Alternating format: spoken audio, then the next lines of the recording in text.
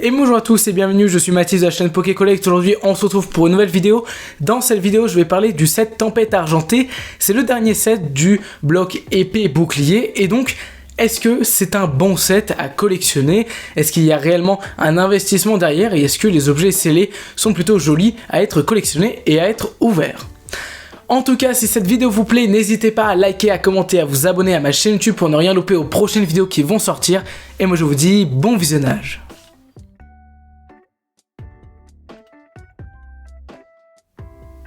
Cette vidéo va être coupée en deux parties. La première partie va être les objets scellés de cette collection. Et deuxièmement, on va parler des cartes, principalement des cartes ultra rares de cette série. On verra qu'il y a beaucoup de différences comparées aux autres sets, mais aussi que cette série, étant donné que c'est la dernière, je vais être un peu plus exigeant pour savoir si vraiment ce bloc épée bouclier se termine en beauté ou pas. Alors pour commencer cette vidéo, on va commencer par les items scellés de cette nouvelle série du bloc épée bouclier Tempête Argentée. On va commencer par les plus petits items et on va terminer par les plus gros items de cette nouvelle série. On commence tout simplement avec le bas de l'échelle, avec les boosters classiques et les boosters sous blister.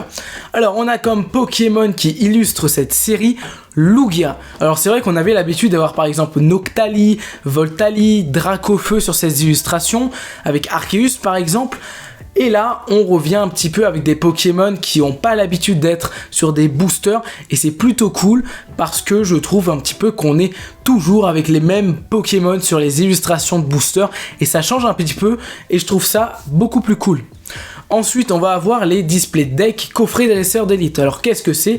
C'est tout simplement 4 boosters avec tout l'arsenal pour commencer à jouer à Pokémon. Il existe les petits decks qui sont à 25 € environ et les displays de decks qui sont eux situés à 70 €. Ensuite on va avoir le TB. Alors le TB il y en a toujours une par série et sous-série avec par exemple 12.5 etc.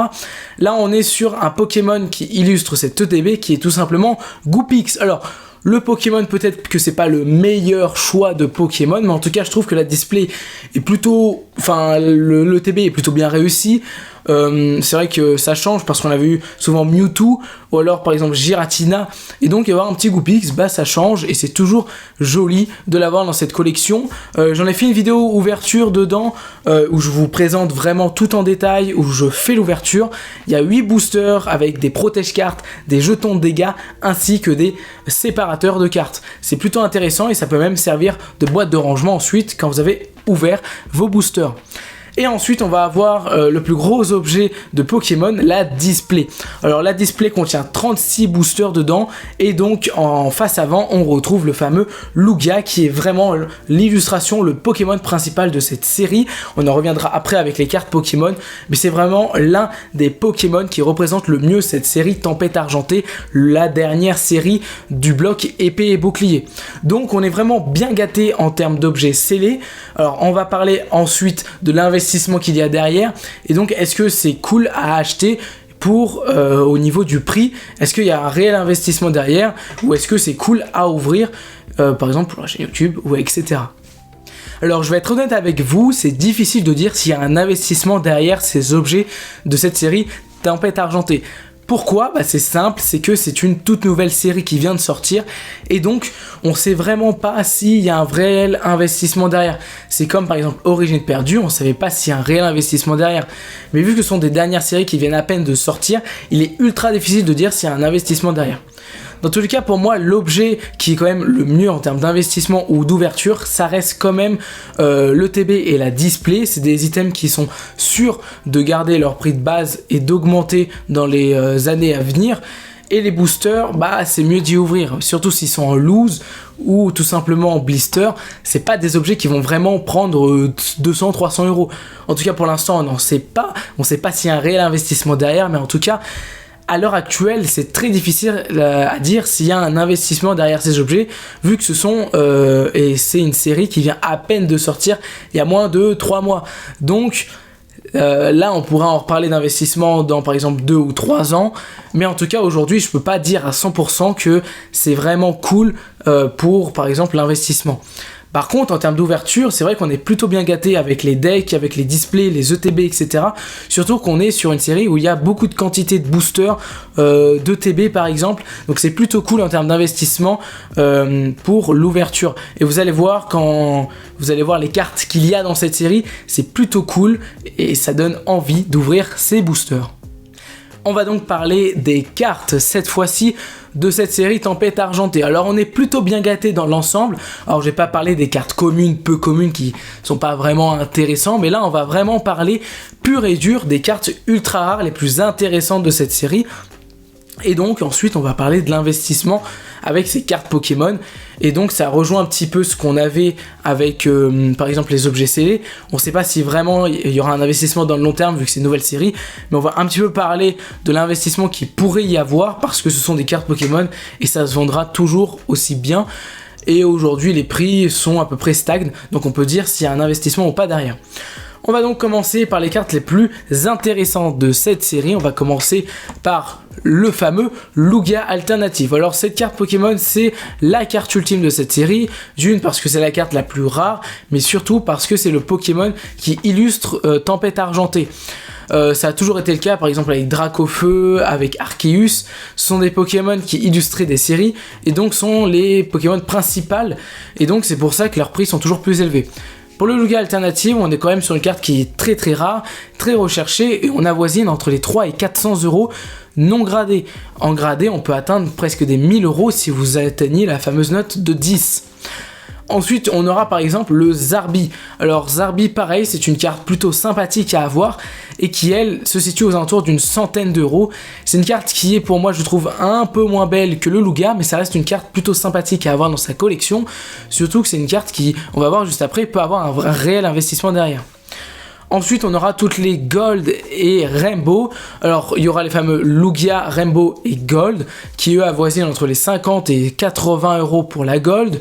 Les prix évoluent aussi beaucoup, et donc c'est aussi pour vous dire que voilà, il y a une différence entre la Rainbow et la Gold, c'est que la Gold est plus rare que la Rainbow.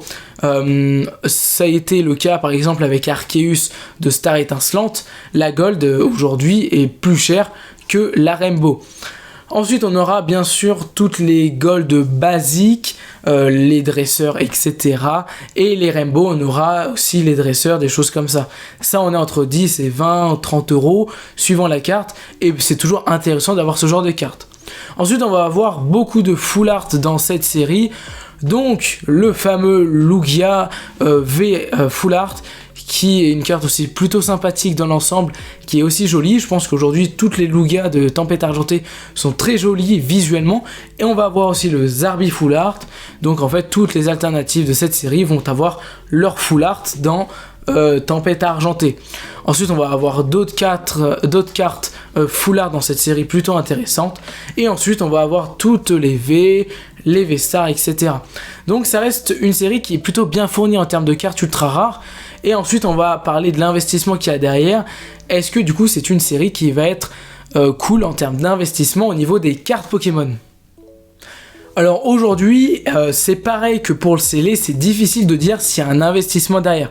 Tout simplement parce que, comme je le disais précédemment, c'est une série qui vient à peine de sortir. Si on se fie au prix actuel des cartes, eh ben ça reste relativement cher. On peut se dire qu'il y a un investissement derrière, mais les prix vont baisser parce qu'il y aura plus de cartes sur le marché, donc les prix vont chuter. Pareil par exemple pour le Dracofeu VMAX Shiny par exemple, où le prix était à 400-500 euros, aujourd'hui on la retrouve à 200-250 euros facilement en loose. Donc je pense que ça va être pareil pour la Lugia Alternative qui va vite baisser de prix. Mais attention, ça ne veut pas dire qu'il y a un investissement derrière. Pour moi, toutes les alternatives des dernières séries de ce bloc épée bouclier sont intéressantes à avoir dans sa collection parce que ce sont des cartes qui peuvent être intéressantes en termes d'investissement derrière. Pareil par exemple pour la Noctalia Alternative, c'était un Pokémon qui illustrait la série Évolution Céleste et aujourd'hui cette carte se retrouve entre 7 et 900 euros en gradé ou en non gradé. Donc aujourd'hui pour moi les cartes les plus intéressantes en termes d'investissement ce sont les alternatives. Les autres sont du plus mais il ne faut pas compter un investissement énorme derrière. On sait bien sûr que si la Lugia Alternative prend vraiment en prix, on sait directement que toutes les Lugia de la série, Gold, Rainbow, Full Art, vont eux aussi prendre et vont monter en prix. C'est assez simple parce que s'il y a une demande beaucoup de Lugia, bah, tous les Lugia vont eux aussi augmenter. Et ça va être également pareil pour les Arby, toutes les alternatives de cette série. C'est pour ça que pour moi, l'investissement de cette série Tempête Argentée est vraiment les alternatives. Et c'est pour aujourd'hui toutes les autres séries. Pour Star Étincelante par exemple, pour moi en tout cas c'était Dragofeu Rainbow. Et par exemple pour Origine Perdue, pour moi c'était le Giratina Alternative. Donc voilà, en termes d'investissement, c'est à peu près comme le scellé, on est indécis parce que c'est une série qui vient à peine de sortir et donc on peut pas dire si oui ou non il y a un réel investissement derrière ou si c'est tout simplement une série qui est plutôt cool en termes d'investissement. En tout cas, je peux vous dire et assurer que c'est une série qui est vraiment cool à ouvrir et donc je peux vraiment en fait vous conseiller de prendre ces boosters, ces ETB, ces displays pour faire une ouverture. Et donc voilà, j'ai terminé cette vidéo, j'espère qu'elle vous a plu. Donc j'ai essayé d'aborder tous les points de cette nouvelle série Tempête Argentée, les points importants, donc l'investissement, les cartes Pokémon, mais aussi le scellé, qui sont aujourd'hui des choses importantes à prendre en compte quand vous achetez des cartes Pokémon, surtout quand vous êtes collectionneur, l'investissement, mais aussi dans la collection. Est-ce que c'est une collection, une série qui est cool à être collectionnée et cool à être ouverte? J'ai essayé d'aborder tous les points. Si vous avez des questions, n'hésitez pas à les poser en commentaire, j'essaierai d'y répondre au maximum si vous avez des questions sur cette série Tempête Argentée. Bien sûr, c'est la dernière série du bloc épée bouclier. Et donc ça se termine sur une note plutôt positive pour ce bloc qui était pour moi plutôt cool. Je l'ai trouvé plutôt cool, il y avait des sets intéressants comme Star Étincelante, Évolution Céleste, Clash de combat aussi qui je trouvais était plutôt cool. Pareil pour style de combat, aussi les entre séries, on peut dire ça, comme Célébration ou Pokémon Go qui sont des séries plutôt cool à collectionner dans le bloc épée bouclier. En tout cas, merci d'avoir regardé cette vidéo, j'espère qu'elle vous a plu. Si la vidéo vous a plu, n'hésitez pas à me soutenir en likant, en commentant et à vous abonnant à ma chaîne YouTube pour ne rien louper aux prochaines vidéos qui vont sortir. Et moi je vous dis à une prochaine vidéo, c'était Mathis, ciao!